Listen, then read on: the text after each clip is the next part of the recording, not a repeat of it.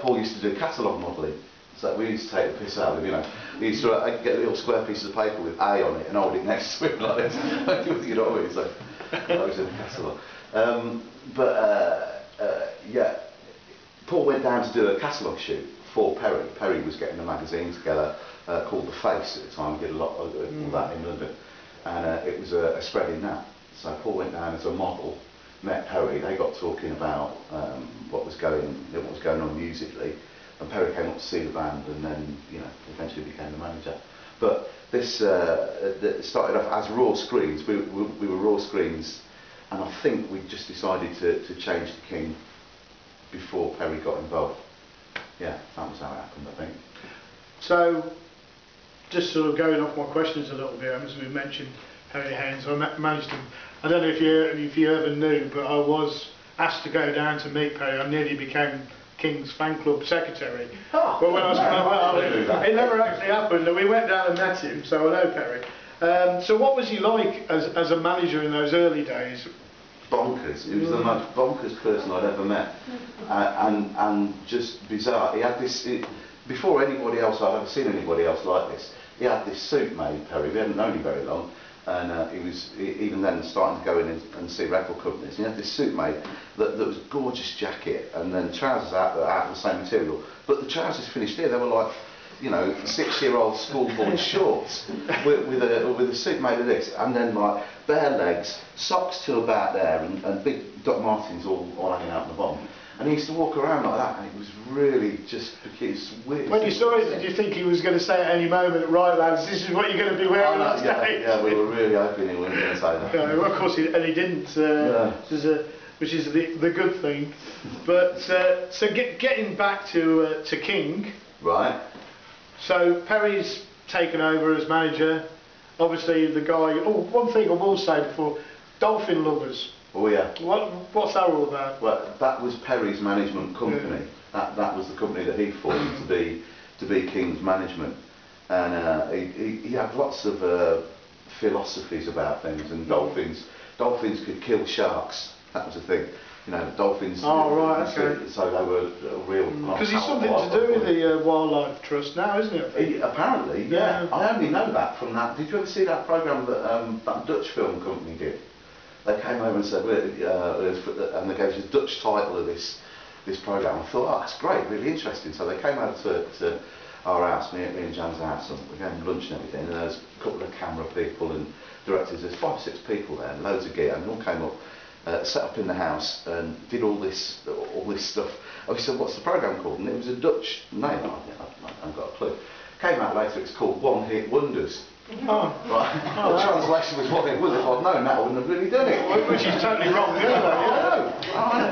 But anyway, yeah. It was, I mean, you had at least 2 top 10s and, and quite a few. 2 hit wonders, at least. Yeah.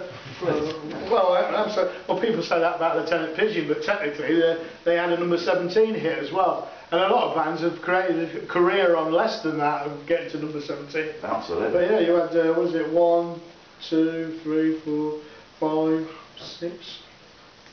About 7 hits altogether. Very nice. Got it all there. Thank you very much. Thank you. Brilliant. So anyway, getting back to Perry Haynes King. Anyway, yeah, sorry.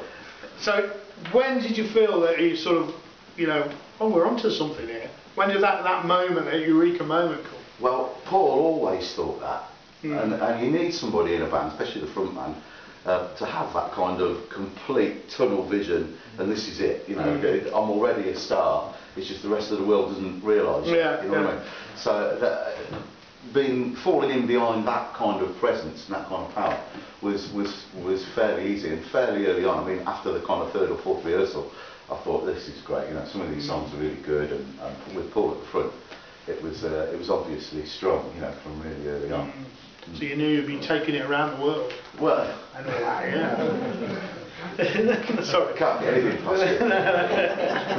That was cheap, but all right. So yeah, so everything's starting to take shape.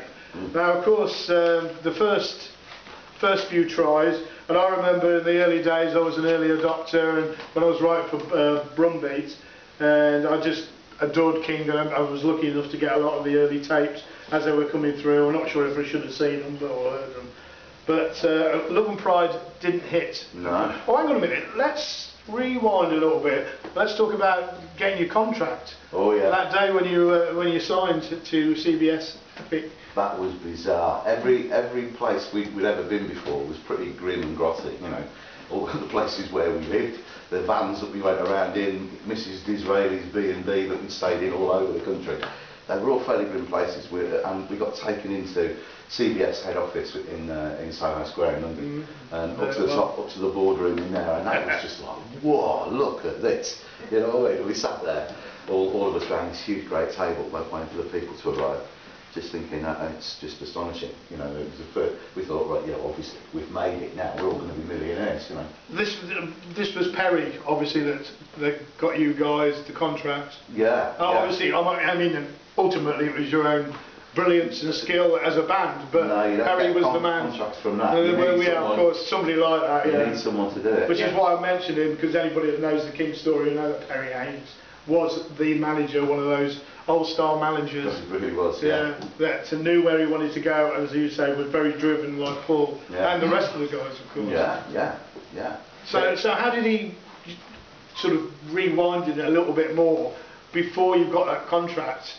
How did he get the contract, and how did those sort of days working up to it, and then you realised that something really was happening, and there was a good chance you were going to be signed? That must have been a magnificent time for you. That was actually the best time we ever had, because we used to book ourselves a tour, a transit van tour around the country. So you'd ring ahead, and this was in the days when venues would actually pay a band to play.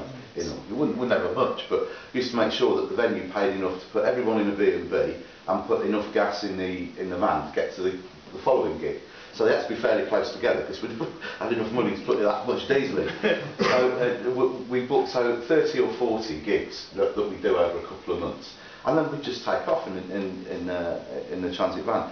We also had to club together into a pot to give people enough money to get back to sign on. Because if we were in Middlesbrough, you had to sign on the following day. You know what I mean? Oh man, I tell you, yeah, it was crazy. So yeah, that's what we did. But the first time you go around the country doing that, you know, it's okay. You've got no idea what you're going to get. The second time you ring the same venues again a couple of months later, and you go and you do it again. And some of the people there remember you from last time, and there's maybe a few more people there. By the time you've done that 4 or 5 times over a kind of a year, 18 months, you're packing places. You know, people know who you are, they know what to expect, and you've built up an audience which is spread geographically all around the country. You can't do that these days because gigs don't pay. You know what I mean? Yeah. That isn't an option for bands playing lots of small venues, because you just can't afford to do it. Keep doing it.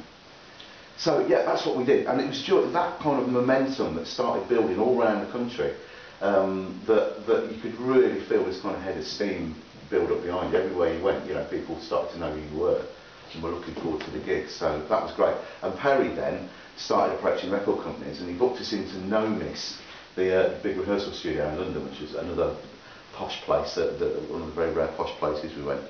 And we booked in there for a week and invited record companies every day. So we had a couple of record companies would turn up every day for the course of a week, and we'd play, you know, a 40-minute set for them, and then sit and have a chat, and they'd all go away and you'd never hear from them again, you know. But a couple of them did. CBS got back to us, and I can't remember who the record company was now, but there was 2 of them. And Peter Powell, BBC One, the Radio 1 DJ, at the time, he came down with one of the record companies, and it was him that said, these guys are good to the CBS people, apparently, and pushed CBS to go for us. And it was them that got us in the end. Oh, right. So you've signed that contract. Yeah.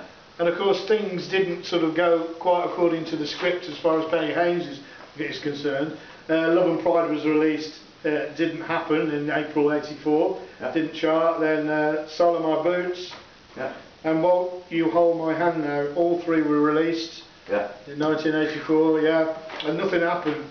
Then there was this band called Culture Club, I believe. Oh yeah. Is that right to say that turned it all, that tour? Yeah, nationally. I mean, I saw you at the NEC, and it was obviously the Culture Club were brilliant, but King is the band I went to see, and it was wonderful. It was wonderful. Well, you know, I've always been a big supporter. I think quite a lot in this room. That's why we're here. King meant a lot to us, and still does. Oh